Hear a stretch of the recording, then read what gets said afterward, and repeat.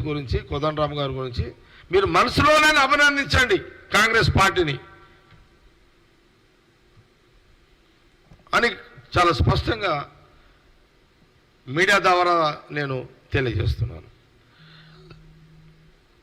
ఈరోజు కోదండరామ్ గారి యొక్క ఎన్నిక తర్వాత మేము మూవ్ చేసిన దాంట్లో ఎమ్మెల్సీగా కోదండరామ్ గారి యొక్క పేరు తర్వాత గవర్నర్ గారి ఆమె చాలా గొప్ప మనసుకి మనం కృతజ్ఞతలు చెప్పాల్సిన అవసరం ఉన్నది. ఓకే, అయితే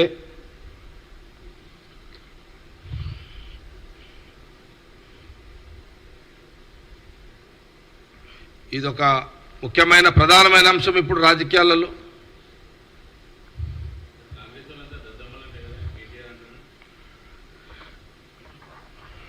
చాలా బాధ అనిపిస్తున్నది. మీడియా నుంచి సార్ గారు ఒక మాట అడుగుతున్నారు. కేటీఆర్ రోజునే స్టేట్మెంట్లు చూస్తున్నా, అయ్యనేమో ఎవరు నోటికి వస్తే ఇది మాట్లాడతారు. అయ్య కేసీఆర్ ఏమంటాడు, ఎవరిని పడతానికి సన్యాసులు అంటాడు.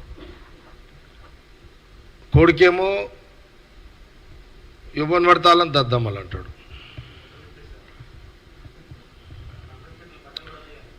అవును, మా పొన్నం ప్రభాకర్ గారిని ఏదో అన్నట్టున్నాడు, బట్టల సంగతి ఏదో. మా పొన్నం ప్రభాకర్ తక్కువడు కాదు, మంచిగా షాక్ ఇచ్చిండు, సూపర్ షాక్ ఇచ్చిండు కేటీఆర్కి. అయితే నేను ఇంతనే చెప్పిన, బావా నీకు కూడా మార్కులు వేసేసిన పో అని చెప్పిన. మా మంత్రికి చెప్పేసిన, బావా నీకు మార్కులు వేసిన పో అని చెప్పిన. అరే ఏంది అర్థం ఉంది ఏదన్నా?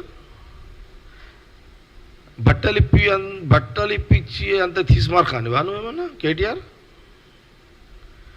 నువ్వు మా బావ ప్రభాకర్ని నువ్వు కాంగ్రెస్ వాళ్ళని మమ్మల్ని బట్టలు ఇప్పించి కొట్టేంత దమ్ము నీకుందా? ఆ కెపాసిటీ ఉందా కేటీఆర్ నీకు? నువ్వు ఎప్పుడు వచ్చినావు రోడ్డు మీదకి? నీకు తెలుసా దాదాగిరి అంటే ఏందో నీకు తెలుసా? పైల్వాన్గిరి అంటే నీకు తెలుసా? ఈడ తొడ కొడితే ఆడ గుండెలు అదిరిపోతాయి నీకు. నేను ఈడ తొడ కొడితే నీ గుండె జల్లు మంటదాడ కేటీఆర్ నీకాడ. ఏం మజాక్ చేస్తున్నావా కేటీఆర్? ఏమనుకుంటున్నావు? నీకు పద్ధతి ఉందా అదేమన్నా? అంత పెద్ద తీసుమారు కానివా నువ్వు? బట్టలు ఇప్పి కొట్టి అంత తీసుమారు కానివా? చాలు. మా పొన్నం ప్రభాకర్ గారు ఇచ్చిన ఆ ట్రీట్మెంట్ సూపర్ ట్రీట్మెంట్ ఇచ్చిండు. సరిపోతుంది అది. రా, నువ్వు కావాలంటే మా బావ దగ్గర రా, ఒక రోజు రా, టైం పెట్టుకొని రాత్రిపూట రా. మా బావ టైం పెట్టుకొని రా. నీకు అంత నీకు ఇప్పాలని షోకుంటే రా. ఏమనుకుంటున్నావు నువ్వు? ఎందుకు అట్లా సవాల్ ఇస్తున్నావు? నీ కెపాసిటీ కాదు అది. నీకు మేము ఎంతమంది మంచి దారకాలం ఇప్పినాం, నువ్వెంత నేను లెక్కెంత?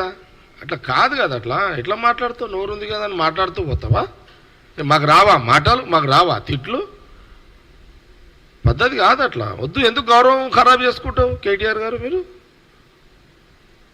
వద్దు.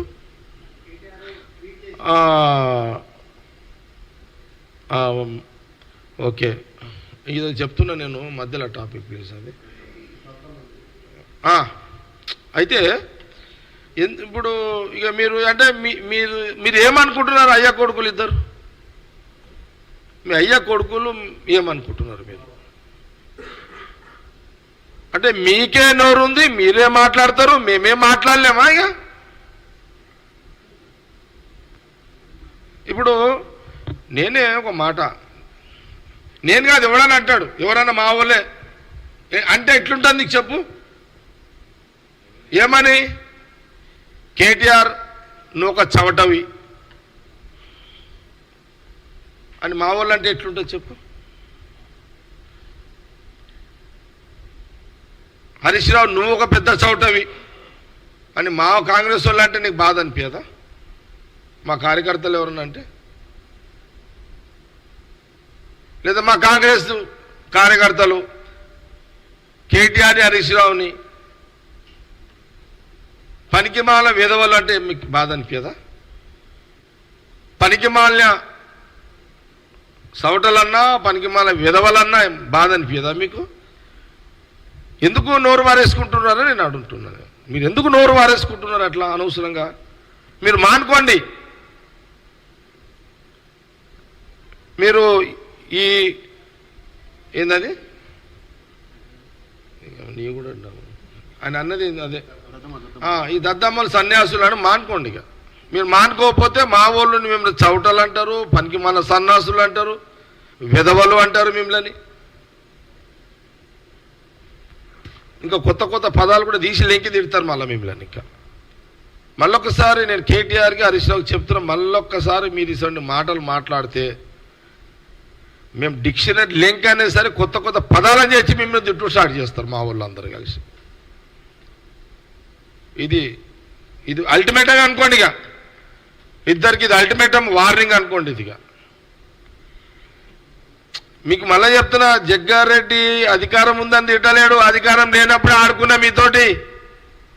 మీరు 9 ఏళ్ళు అధికారం ఉన్నప్పుడే జగ్గారెడ్డి అపోజిషన్ పార్టీ లీడర్గా మీతో మేనే మస్తు సంగారెడ్డిలో ఆడుకున్నా. హరీష్ రావుకు బాగా తెలుసు. జగ్గారెడ్డి ఎదురొస్తుంటే గల్లీలో ఉరకాలి హరీష్ రావు. ఇవన్నీ మాకు చెప్పకండి. ఇవన్నీ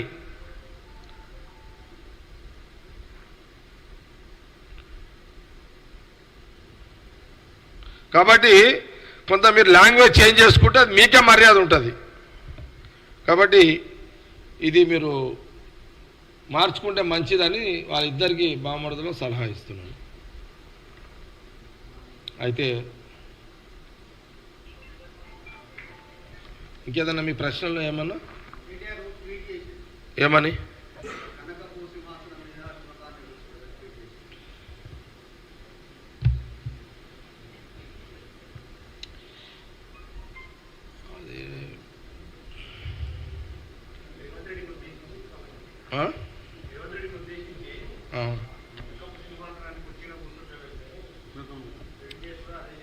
నేను మళ్ళీ దానికి జవాబు మళ్ళీ చెప్తా. ఇంకేదైనా ప్రశ్న ఉందా? ఇంకేదైనా మీరు అడిగేది ఉంటే ఓకే, లేదంటే నేను ప్రెస్ మీట్ ఆపేస్తాను. ఇంకేమన్నా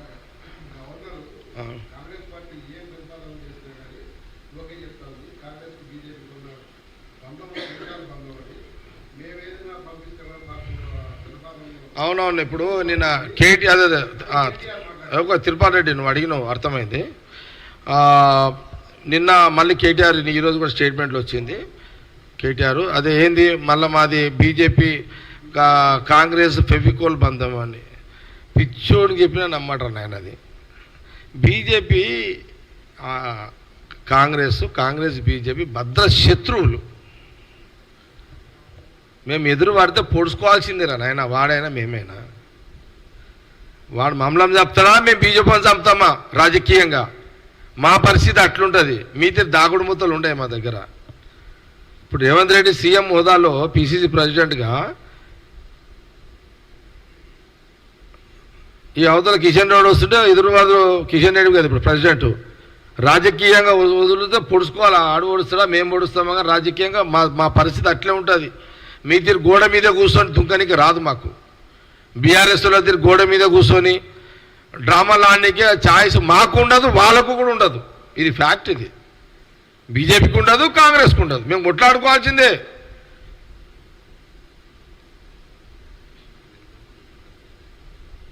అయితే సరే, ఇప్పుడు బండి సంజయ్ని ప్రెసిడెంట్కి ఎందుకు తీసేసారు? దానికి జవాబు బీజేపీ వాళ్ళు చెప్పాలి. వాళ్ళకు కూడా తెలుసు ఇది కేసీఆర్ చెప్తేనే బండి సంజయ్ని తీసేసారు అని. బండి సంజయ్కి తెలుసు, కానీ బండి సంజయ్ బయట చెప్పలేడు. బండి సంజయ్కి ఏం తెలుసు ఏంటంటే, అకస్మాత్తుగా బండి సంజయ్ని వాళ్ళు బీజేపీ ప్రెసిడెంట్గా దించడానికి కారణము బండి సంజయ్ కేసు. బీజేపీ కార్యకర్తలను ఎవరిని అడిగినా చెప్తారు, ఇది కేసీఆర్ ఢిల్లీలో కూర్చొని మోడీ గారికి అమిత్ షా గారికి చెప్పి తీపిచ్చేసారు. ఎందుకంటే రోజు జైల్లో పెడతాడని కేటీఆర్ని కేసీఆర్ని కవితను తిడుతున్నాడు అని తీపిచ్చారు. ఇది వాళ్ళని అడిగితే చెప్తారు మీకు. ఇది మేం సాక్ష్యం అవసరం లేదు. ఇక రేపే జైలుకు పోతుంది, రేపే జైలుకు పోతుంది, రేపే జైలుకు పోతుందని అన్ని ఛానళ్ళల్లో అన్ని మీడియాలలో బ్రేకింగ్లు పడుతుంటే సడన్లీగా కవిత అరెస్ట్ ఎందుకు ఆగిపోయింది? ఆమె అరెస్ట్ కాకపోవడం కారణం ఏందో ఫెవికోల్ బంధం మీద మాదా? కాబట్టి అది ప్రజలు డిసైడ్ చేయాలి. అది ఇక దీని మీద పెద్ద పొలిటికల్ విమర్శ అవసరం లేదు. ఇక దీనికి ప్రజలకే వదిలేస్తున్నాం చర్చ ఏదంతా.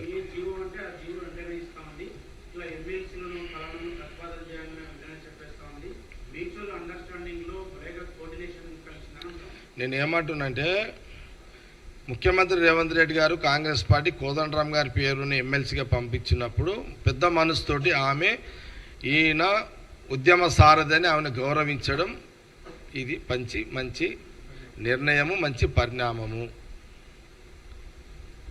దీని మీద ఎక్కువ తక్కువ ఇంకా కేటీఆర్ హరీష్ రావు మాట్లాడితే అందరూ ఉద్యమకారులు పోయి వాళ్ళనే చెప్పులతో కొడతారు.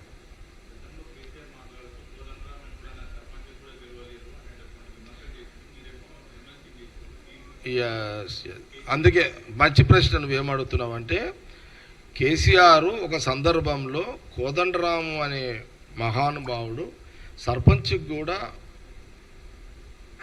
ఉపయోగపడాడు, అర్హత లేదు, కాంగ్రెస్ వాళ్ళు ఇప్పుడు ఎమ్మెల్సీ చేసిర్రు అని ఈ కామెంటు చర్చకు వచ్చింది. ఇది జరిగింది. సర్పంచ్కు పనికిరాని కోదండరామ్ గారు 100 సార్లు ఇదే కేటీఆర్ హరీష్ రావు కోదండరామ్ గారు ఇంటికి పోయి అయ్యప్ప అని దండాలు పెట్టి కాళ్ళు మొక్కి మాకు జేఏసీలో మమ్మల్ని లేపుండి మమ్మల్ని ఎత్తుకోండి అని మొక్కిన రోజు ఎక్కడ పోయింది? అంటే ఆ రోజు ఆయన కెపాసిటీ, మొన్న మీరు గవర్నమెంట్ వచ్చినాక ఆయన కెపాసిటీ లేదా? అప్పుడేమో మీరు ఏదో కానికే ఉద్యమం పేరు మీద మీకేమో అప్పుడు ఆయన మా పెద్ద మీరే తోపు అంటారు, మీరే ఇట్లా అంటారు. కాబట్టి వాళ్ళ మాటలో విలువ లేదు, ఇవ్వద్దు. ప్రజలు కూడా, తెలంగాణ ప్రజలు కానీ విద్యార్థులు కానీ అందరూ కూడా తెలిసిన విషయమే. కాబట్టి ఇది చాలా గౌరవప్రదమైన నిర్ణయం జరిగింది.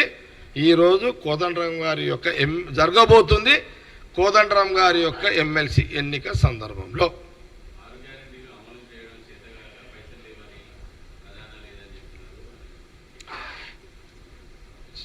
సరే, ప్రశ్నలన్నీ నువ్వే అడుగుతున్నావు, ఎవరు అడుగుతున్నారు? ఇక నేనేమంటున్నా అంటే, తెలంగాణ రాష్ట్రం 9 ఏళ్ళు పరిపాలించారు కేసీఆర్. కిరణ్ కుమార్ రెడ్డి కాంగ్రెస్ ముఖ్యమంత్రిగా దిగిపోయేటప్పుడు 60,000 కోట్లు నాయన రాష్ట్ర విభజన, మీకు 60,000 కోట్ల రూపాయలు శిలకిస్తున్నా, విభజన టైంలో మీకు రాష్ట్రంతో పాటు 60,000 కోట్లు మీకు శిలకిస్తున్నా, ఈ 20,000తోటి ప్రజలను ఆదుకోండి అని ఆ రోజు కిరణ్ కుమార్ రెడ్డి కాంగ్రెస్ ముఖ్యమంత్రి రాష్ట్ర విభజన చేస్తూ ప్రజలు ఇచ్చిన ఈ ముఖ్యమంత్రి అవకాశ సందర్భంలో 60 కోట్ల రూపాయలు ఆడ శిలకు ఉండే పైసలు బడ్జెట్ ఉండే మన దగ్గర. ఈ 9 ఏళ్లలో 6-7 లక్షల కోట్లు అప్పు చేసిర్రు. మీరు మొత్తం నాకి పడేసిర్రు. మొత్తం తెలంగాణ ఫైనాన్స్ బడ్జెట్ని నాకేసిర్రు. ఎట్లా నాకిరంటే మీకు ఒక కథ చెప్తుంది దీని మీద. మనం చిన్నగా ఉన్నప్పుడు మనము ఇంట్లో మన అమ్మయ్య అన్నం పెడతారు కదా, పెట్టినప్పుడు అన్నము ఏం సీరు డల్లును లేదు ఏమో మళ్ళీ అంత అయితే ఈ అన్నం పెట్టినప్పుడు మనకు అందరికి అనుభవాలు ఉన్నాయి కదా, పెట్టేటప్పుడు కింద అన్నం అయిపోతుంది. అంటే దానికి లింక్ ఉంది చెప్తున్నా అందుకే. అయితే అన్నం అంతా అయిపోతుంది కదా, అయిపోయినాక ఇక ఏం చేయాలని అర్థం కాదు ఆడ అమ్మాయికు. ఏం చేయాలని ఏం చేస్తుంటే అది మనం అన్నం చెంచేది ఉంటుంది కదా, ఆ కింద గీక్తురు ఇట్లా అడుగు మాడు గీకి అది తీసుకొచ్చి ఎవడికి ఎక్కువ ఆకలి అవుతుంది వానికి మాడిన అది అన్నం గీకి తీసి పెడుతుంటారన్నమాట. లాస్ట్కి వీళ్ళు ఎట్లా అంటే సేమ్ డిటో అట్లనే చేసారు వీళ్ళు కూడా. అంటే సర్ఫు సోపు కూడా అవసరం లేదు రాష్ట్ర ఫైనాన్స్ని కడగనికే. వీళ్ళు నాలుకలు పెట్టి నాకు పడేసారు మొత్తం అంతా. మాడు లేకుండా గీకి ఫైనాన్స్ని మొత్తము సాఫ్ చేసి పెట్టి తీసుకొచ్చి ఇప్పుడు మా కాంగ్రెస్ చేతిలో ఇప్పుడు నెత్తి వలగొట్టుకుంటున్నాడు. అటు రేవంత్ రెడ్డి, ఇటు సీఎం, ఇటు బట్టి విక్రమార్క, ఇప్పుడు డిప్యూటీ సీఎం ఫైనాన్స్. రాత్రి బండ్లకు ఏంది పరిస్థితి అంటే ఎవరు చెప్పమంటావు అని అంటున్నాడు. నెత్తి వలిగిపోతున్నది, ఏం చేయమంటావు అంటే నేనే అన్నా ఇంకేముంటుంది ఆడ నాకి వాడిపోయాడు, నీవేం చేస్తావు దానికని నేనన్నా. మా ఫైనాన్స్ మినిస్టర్ తోటి అన్న బట్టి గారితో. రియల్ ఎంత అన్యాయం ఇది, ఇంత దుర్మార్గమైన 9 ఏళ్ల పరిపాలన. 7 లక్షల కోట్ల రూపాయలు నువ్వు అంతా నాశనం పట్టించేసి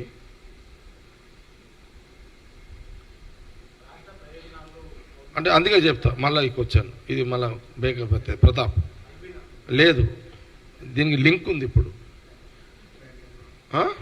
రియల్గా ఇది ఎంతమంది మా మీడియాను చూస్తారో లేదో నాకు తెలియదు, కానీ నేను వాస్తవాలు చెప్తున్నా.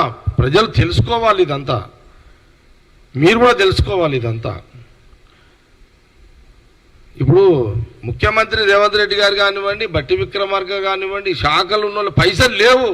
ఉత్తమ్ కుమార్ రెడ్డి గారి దగ్గర పోతే ఏం చేయమంటావు దగ్గర ఇప్పుడు బిల్లులు పెట్టిపోయారు. అది నాగిరు సరే బిల్స్ కూడా పెట్టేసారు అంటాడ. 25 కోట్లు టేబుల్ మీద ఉన్నాయంట, రూపాయి లేదు ఆడ. ఆల్రెడీ అయిపోయింది. 25 కోట్ల బిల్లులు పెట్టేసి మళ్ళా ఆడ ఏ టేబుల్ మంత్రి గారు నేను విన్నా, వాళ్ళు నాకేం అథెంటిక్ కాదు కానీ నేను విన్నా ఏంటంటే ప్రతి టేబుల్ మీద ఇంకా బిల్స్ పెట్టి పోయారు వీళ్ళు. ఇట్లా ఓడిపోతామని తెలుసు వీళ్ళు ఏమన్నా ఇట్లా వాడు వాగలవాడనని బయటపడ్డారు. అదే వాస్తవం ఇదంతా. ఇంత ఇట్లా ఉండదు అసలు. ఒక పెద్దరికము మనిషి, ఒక పెద్దరికము హోదా ముఖ్యమంత్రిగా ఇట్లా చెయ్యొద్దు ఎప్పుడు కూడా. ప్రజల సొమ్ము ఎప్పుడు ఇప్పుడు మనం ఇంట్లో తల్లిదండ్రులు మన తల్లిదండ్రులు ఎట్లా ఎంత జాగ్రత్తలు తీసుకుంటారు. మనం కమసకము మనం ఉద్యోగస్తులను చూడండి, కొన్ని పైసలు మనం ఎల్ఐసి కడతాము, కొన్ని పైసలు బిడ్డ పెళ్లి కానీ కట్టింగ్ పెడతారు, ఏదైనా హెల్త్కు అవసరం అంటే కట్టింగ్స్ పెడతారు జీతంలా. సామాన్య పౌరుడు కూడా ఒక రిక్షా దొక్కే ఒక కార్మికుడి యొక్క భార్య కూడా ఇగో 1000 రూపాయలు వచ్చిందంటే బిడ్డ పేరు మీద 100 రూపాయలు తీసి పెడుతుంది. ఈ జ్ఞానం కూడా ఈ రాష్ట్ర ముఖ్యమంత్రికి లేదా? సామాన్య పౌరుడికి ఉండాల్సిన ఈ జ్ఞానం కూడా ఈ ముఖ్యమంత్రి కేసీఆర్కి లేదా ఆ రోజు?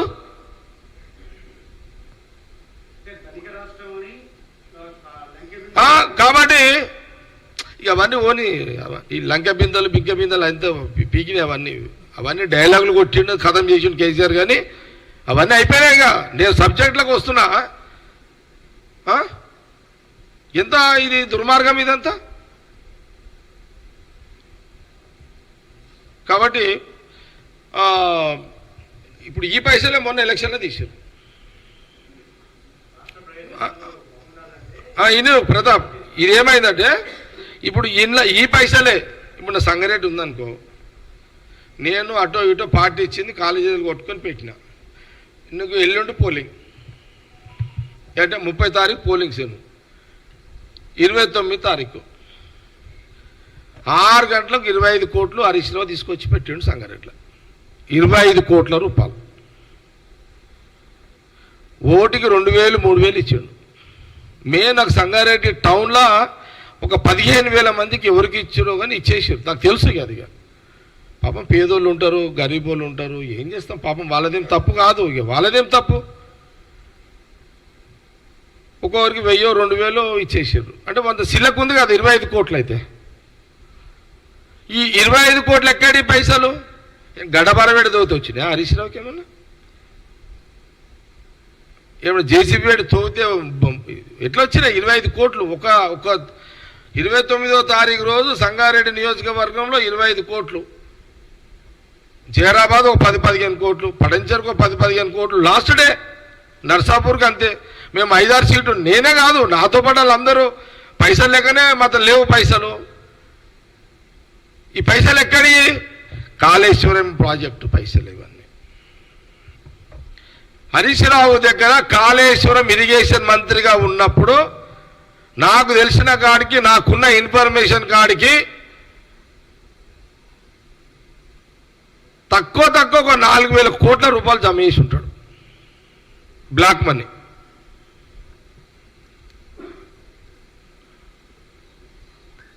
₹4,000 జమ చేసి ఉంటాడు హరీష్ రావు ఇరిగేషన్ మినిస్టర్గా.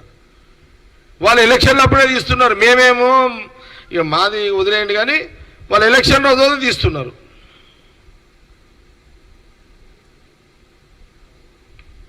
ఈడనేమో రాష్ట్ర బడ్జెట్ ఏమో పైసలు లేవు, ఉన్నదంతా ఖాళీ చేసి వాళ్ళు ఇళ్ళ దానో గుంతలు దూవి పెట్టేసుకున్నారు కొడుకులు. ఇంత దుర్మార్గమైన పరిస్థితి ఈరోజు హరీష్ రావు వాళ్ళ ఫ్యామిలీ అంతా కూడా మరి ఇట్లా దోపిడీ చేసిరు అనేదానికి కొన్ని విషయాలు చెప్పాల్సిన అవసరం ఉంది కాబట్టి నేను చెప్పడం కూడా జరిగింది. ఇక సర్పంచ్ల కథ చెప్తే ఇప్పుడు పాపం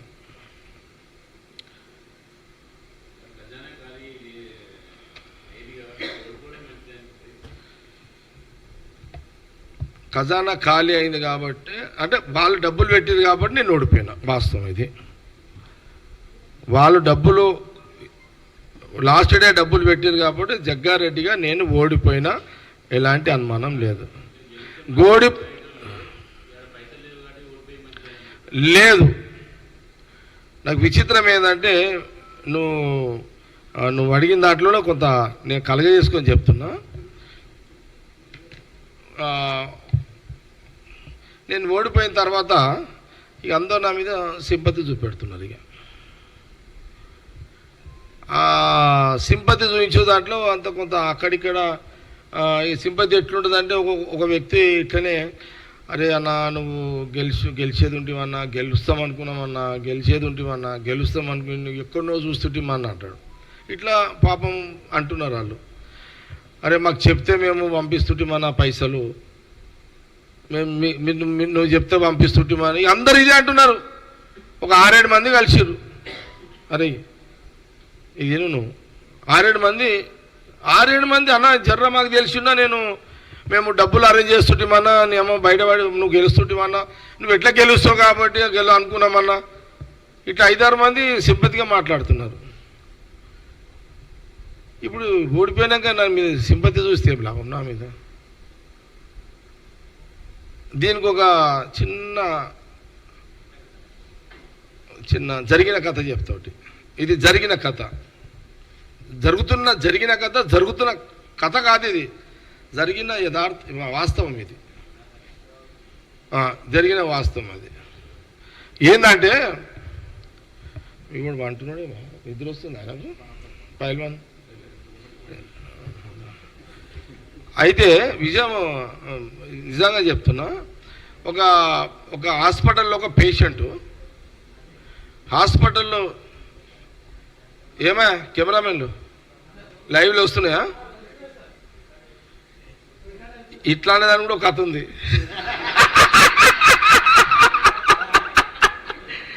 ఎవరో దసరా రోజు ఏమైంది లైవ్, దసరా రోజు ఏమైంది, దసరా రోజు నేను దసరా పండుగ పెద్ద ఎత్తున చేస్తా కదా, నేను మర్చిపోగలేదు హాస్పిటల్ కదా, మళ్ళీ చేయండి. అటు మీ వాళ్ళు ఇట్లా అన్నదానికి చెప్తున్నాను. నేను ముంగడంతా మీడియా వాళ్ళు కూర్చున్నారు. దసరా పండుగ బ్రహ్మాండంగా సంఘటన, మా పబ్లిక్ నేను బాగా మజా తీసుకుంటాం కదా. అది జరుగుతుంటే నేను ఒక ఇట్లా జర్నలిస్ట్ ఉన్నాడు ముంగట, ఏమై వస్తుందా అని అన్న. ఇట్లా అన్నాడు. ఇట్లా అనగానే ఇంకొక రిపోర్టర్ ఫోన్ చేసి అన్న అని ఈ రిపోర్టర్ ఏమో ఇట్లా అన్నాడు, ఆ రిపోర్టర్ ఏమో ఇట్లా అన్నాడు. అదే అంటే ఆయన ఇట్లా అనేది రాంగు, ఇదే కరెక్ట్ అన్నాడు. అంటే వస్తలేదు అని అర్థం అనమాట. అది అట్లా అంటే అర్థమైందా? అట్లా అనేటప్పుడు జాగ్రత్తగా ఉండాలి అతోటి మీరు.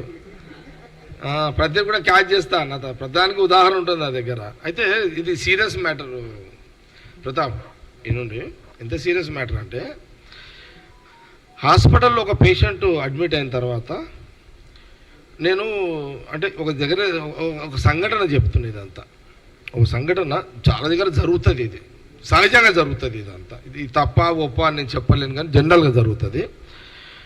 ఒక పేషెంట్ అడ్మిట్ అయినాడు హాస్పిటల్లో. దయచేసి నవ్వకుండా మరి ఇబ్బంది అవుతుంది నాకు. సీరియస్ మెయింటైన్ చేస్తున్నాం మరి అంతా అట్లా. నేను సీరియస్ మ్యాటర్ ఇదంతా. అయితే అడ్మిట్ ఆ పేషెంట్ అయితే ఆ పేషెంట్ సరే మనం సావుల కాడ కూడా నవ్వుతుంటాము, ఆ ఇంటి వాళ్ళు ఏడుస్తుంటారు, మిగతా వాళ్ళంతా నవ్వుతూనే ఉంటారు. అంటే మర్చిపోవడానికి నవ్వుతారు అంతా. సావునే ఇప్పుడు మనిషి పుట్టుకని ఒక ఆనందం, మనిషి చావడము చావు అదొక బాధ. మర్చిపోవడానికి మనము ఆనందమైన అంటే సంతోషంగా ఉండడానికి మర్చిపోవడానికి ఇదంతా సహజం, తప్పదు అది. అయితే ఒక హాస్పిటల్లో ఆ పేషెంటు ఒక అతను ఫోన్ చేస్తున్నాడు, పేషెంట్ ఎట్లుండు అని ఫోన్ చేస్తున్నాడు. ఫోన్ చేసి లేదు ఇట్లున్నాడు అట్లున్నాడు అని జనరల్గా వాళ్ళ పేరెంట్స్ చెప్తుంటారు కదా. ఫోన్ చేసి అతను తెలుసుకుంటున్నాడు. ఈ ఫోన్లలో తెలుసుకుంటున్నాడు కానీ వీడు ఒక్కరోజు హాస్పిటల్ పోలే, ఈ ఫోన్లలో అడుగుతున్నాడు వాళ్ళ పేరెంట్స్ని, ఎట్లున్నాడు అతను ఎట్లున్నాడు అంటే వాళ్ళు చెప్తుంటారు కదా ఇట్లున్నాడు అట్లున్నాడు అంటున్నాడు, కానీ ఫోన్లలోనే నడుస్తున్నది. ఒక్కరోజు కూడా హాస్పిటల్ పోలేడు, ఫోన్లలో అడుగుతున్నాడు. ఒకరోజు టైం బాగలేదు, అతను చచ్చిపోయాడు. చచ్చిపోగానే వీడు సాగు అడిగిపోయిండు. మళ్ళీ చచ్చిపోగానే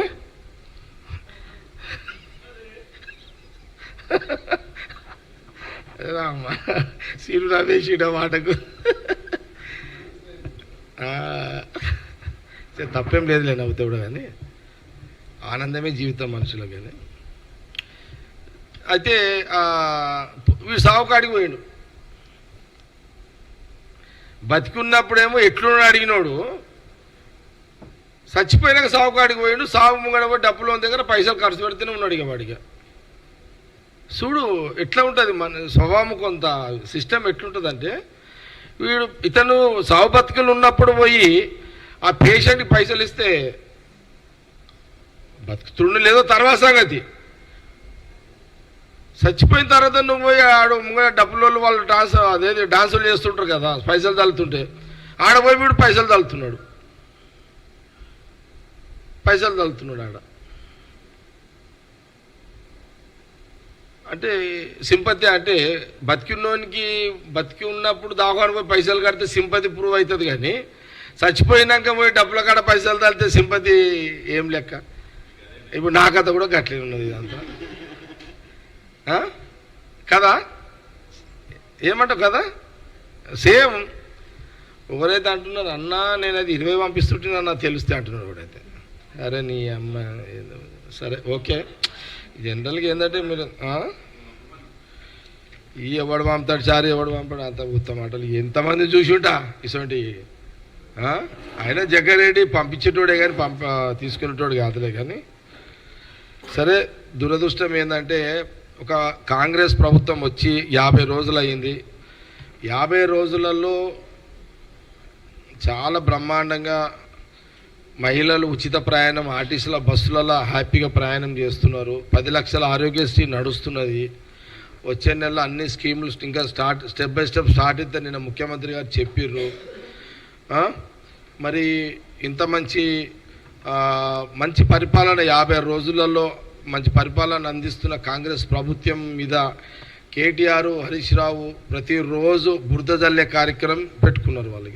వాళ్ళ సింపుల్ ఎజెండా ఒకటే, బురద జల్లే కార్యక్రమం. కాంగ్రెస్ ప్రభుత్వం మీద బురద జల్లే కార్యక్రమం పెట్టుకున్నారు.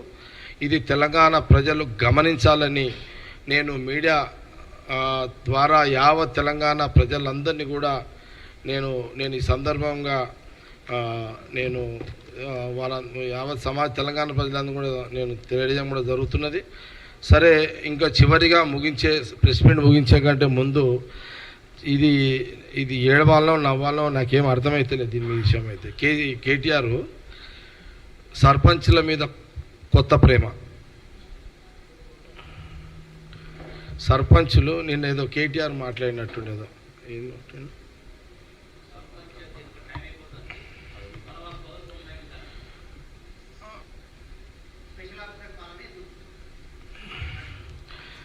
ఇప్పుడు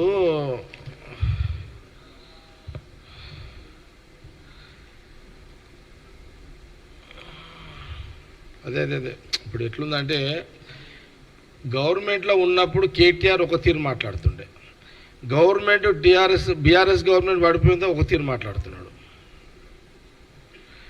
ఆయన ముఖ్యమంత్రి కొడుకుగా, ఇది కేసీఆర్ ముఖ్యమంత్రి కొడుకుగా కేటీఆర్ మంత్రి హోదాలో అప్పుడు అన్నీ ఏతులే. ఇప్పుడు గవర్నమెంట్ బీఆర్ఎస్ గవర్నమెంట్ పడిపోయేసరికి ఇప్పుడు అన్ని నీతులు చెప్తున్నారు వీళ్ళంతా. అన్ని నీతులు, ఇప్పుడు నీతులకు వస్తాయి. అప్పుడేమో ఏతులు, ఇప్పుడేమో నీతులు. మాకేమో నీతులు, ఏతులు, మాకేమో నీతులా? కేటీఆర్, హరీష్ రావు మీ టైంలో ఆ సర్పంచ్లు కాళ్ళు చేతులు చెరువుల చేపలు తీసి చేపలు ఎట్లా కొట్టుకుంటాయి? చెరువుల చేపలు బయట మనం పట్టాక ఎట్లా కొట్టుకుంటే అవి గిల కొట్టుకుంటే అట్లా కొట్టుకున్నారా బాబు సర్పంచులు? బిల్లులు లేక వాళ్ళు బ్లాక్మెయిల్ చేసి మీరు అధికారులతోటి, పాపం వాటి పెళ్ళం పిల్లలు కూడా వాటి అమ్మ సర్పంచులు, తెలంగాణ సర్పంచులు అనుకుంటా ఈ 9 ఏళ్ల కాలంలో ఎప్పుడైనా చీరలు కూడా పట్టు చీర ఇప్పించి సంతోషపడ్డది లేదనుకుంటా సర్పంచులు. పిల్లలకు ఏదైనా దావతులు చేసుకుందామనే పరిస్థితి కూడా ఉండకపోవచ్చు నాకు అనుకుంటా. గ్రామ సర్పంచులు ఏదో సర్పంచులు కావాలి, సేవ చేయాలి, హోదా తెచ్చుకోవాలి, లక్షల రూపాయలు అప్పులు చేసి సప్పులు చేసి సర్పంచులు అయిన పరిస్థితి ఏంది? 9 ఏళ్ల కాలం వాళ్ళ బిల్సులే లేవు, ఆత్మహత్యలు చేసుకున్నారు సర్పంచులు చాలామంది. ఈరోజు ఆ 9 ఏళ్ల కాలంలో మీకు గుర్తురాని సర్పంచులు ఈ 50 రోజులలో గుర్తుకొచ్చిందా మా గవర్నమెంట్ రాగానే మీకు సర్పంచుల మీద? సర్పంచులు అంటే ఎంత పెద్ద మంచి పోస్ట్ అది. గ్రామ సర్పంచ్ అంటే సర్పంచ్కున్న గౌరవం ఏంటి, ఆ సర్పంచ్ హోదా ఏంది, బాపూజీ కన్నా కళలు ఏంటి, మహాత్మా గాంధీ కళలేంటి? గ్రామ స్వరాజ్యం. మహాత్మా గాంధీ గారు ఆ రోజు మన దేశ స్వతంత్రం వచ్చిన వెంటనే, ఆ రోజు మహాత్మా గాంధీ, నెహ్రూ ప్రధానమంత్రి అయిన తర్వాత మహాత్మా గాంధీ గారు ఇచ్చిన సూచన ఏంది? దేశానికి, దేశ ప్రజలకు, దేశ రాజకీయ వ్యవస్థకు వారు ఇచ్చిన సూచన ఏంది? గ్రామ స్వరాజ్యం. గ్రామం నుంచే మొదలు కావాలి అభివృద్ధి పట్టణాన్ని వరకు అని వారి యొక్క సందేశంలో భాగమే ఈ యొక్క గ్రామ సర్పంచులు. ఏ రోజన్నా బాపూజీ అన్న మాటలను కేసీఆర్, కేటీఆర్, హరీష్ రావు గౌరవించిరా? మీరు మీ ఫ్యామిలీ గౌరవించిరా ఎప్పుడైనా? ఒక గ్రామంలో సర్పంచ్ అంటే ఆ సర్పంచ్లో అన్ని కులాలు, అన్ని మతాలు, వాళ్ళ కష్టాలు, వాళ్ళ బాధలు, ఒక సర్పంచ్ ప్రభుత్వానికి మధ్యలో ఆ గ్రామంలో ఏ పార్టీ ప్రభుత్వం ఉన్నా ఆ ప్రభుత్వం యొక్క అనేక సంక్షేమ కార్యక్రమాలు, మంచి చెడు ఊర్లో వాళ్ళకు అందుబాటులో ఉండి సేవ చేసుకునేదే ఆ సర్పంచ్ యొక్క ఉన్నతమైన పోస్ట్. చాలా వాల్యుబుల్ పోస్టు సర్పంచ్ అంటే. ఆ సర్పంచ్ యొక్క పవర్ని దిగజారి చేసిరు మీరు. వాళ్ళ అసలు సర్పంచులను కనుమరుగైపోయేటట్టు చేసారు. సర్పంచులకు జీవితంలో పోటీ చెయ్యొద్దురా అనే పరిస్థితి తీసుకొచ్చారు ఈ 9 ఏళ్ల కాలంలో టీఆర్ఎస్ గవర్నమెంట్, బీఆర్ఎస్ గవర్నమెంట్.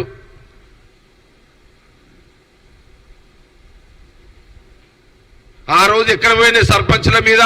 9 ఏళ్ల కాలంలో మనకున్నటువంటి గ్రామ పంచాయతీలో సర్పంచుల మీద ఆ ప్రేమలు ఆ 9 ఏళ్లలో ఎందుకు చూపెట్టలేవు కేటీఆర్, కాంగ్రెస్ పార్టీ అడుగుతున్నది నేను.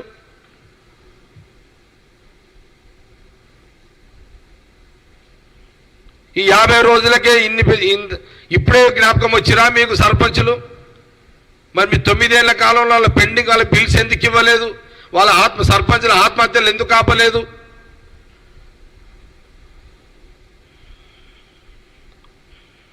ఈ జ్ఞానం కూడా లేదా కేటీఆర్కి? సర్పంచుల పీరియడ్ అయిపోయిన వెంటనే స్పెషల్ ఆఫీసర్ ఉంటాడనే జ్ఞానం కూడా లేదా? సర్పంచులకు ఉండే జ్ఞానం కూడా కేటీఆర్కి లేకపోయిందా?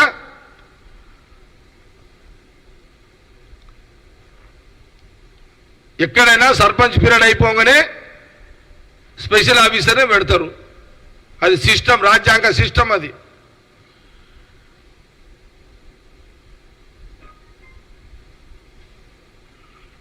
తెలంగాణలో గవర్నర్ రాజ్యాంగాన్ని తుంగల దొక్కారు మీరు. మళ్ళా ఇది ఇంపార్టెంట్. తెలంగాణలో గవర్నర్ రాజ్యాంగాన్ని తుంగల దొక్కిరు మీరు. కాంగ్రెస్ పార్టీ రాహుల్ గాంధీ నాయకత్వంలో సీఎం రేవంత్ రెడ్డి ముఖ్యమంత్రి అయిన తర్వాత గవర్నర్ యొక్క రాజ్యాంగాన్ని కాపాడిండు. మీరు తుంగల దొక్కిరు ఆ వ్యవస్థని. సీఎం రేవంత్ రెడ్డి గారు ఆ రాజ్యాంగాన్ని గౌరవించి మళ్ళీ వెలుగులో తీసుకొచ్చిండు.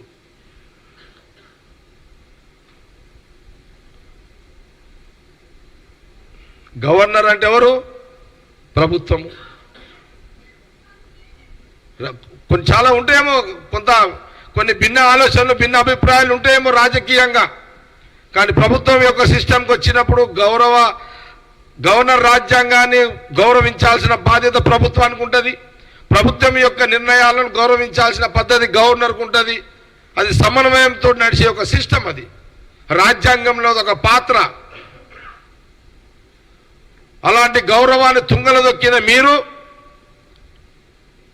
తుంగల దొక్కిన ఈ యొక్క రాజ్యాంగ గవర్నర్ యొక్క వ్యవస్థని మళ్ళీ ఈరోజు 26 జనవరి రోజు మళ్ళీ దానికి వెలుగులో తీసుకొచ్చిండు. గౌరవాన్ని పెంచిండు. ఆ ఉన్న గౌరవాన్ని మళ్ళీ ఆ గౌరవాన్ని ఇక్కడ పునరుద్ధరణ చేసిండు 9 ఏళ్ల తర్వాత. నాకు అనుకుంటా మరీ ఈ 5 ఏళ్లలో అయితే. అట్లాగే సర్పంచ్ల పరిస్థితి, దయానిధి పరిస్థితి వాళ్ళదైతే అధోగతి వాళ్ళదైతే. కాబట్టి నైతికంగా బీఆర్ఎస్ నాయకులకు కాంగ్రెస్ ప్రభుత్వాన్ని, కాంగ్రెస్ పార్టీని విమర్శించే హక్కు వాళ్ళకు లేదు. విలువలతో కూడుకున్న పరిపాలన 9 ఏళ్లలో కేసీఆర్ చేయలేదు. విలువలతో కూడుకున్న ప్రభుత్వము కాంగ్రెస్ పార్టీ ప్రజలు తీసుకొచ్చిర్రు. విలువలతో కూడుకున్న కాంగ్రెస్ పార్టీ ప్రభుత్వము ప్రజలకు మధ్యలో ఉంటూ ప్రజల యొక్క కష్టాలను తెలుసుకుంటూ వాళ్ళ సమస్యలు పరిష్కరిస్తూ ముందుగా అనుకున్న పథకాలు ఏదైతే సోనియా గాంధీ, రాహుల్ గాంధీ గారు చెప్పిన పథకాలన్నీ ఒకటి చేసుకుంటూ పోవడం జరుగుతుంది అనే విషయాన్ని నేను యావత్ తెలంగాణ ప్రజానీకానికి అందరూ కూడా తెలియజేస్తూ ప్రెస్ మీట్ను ముగిస్తున్నాను.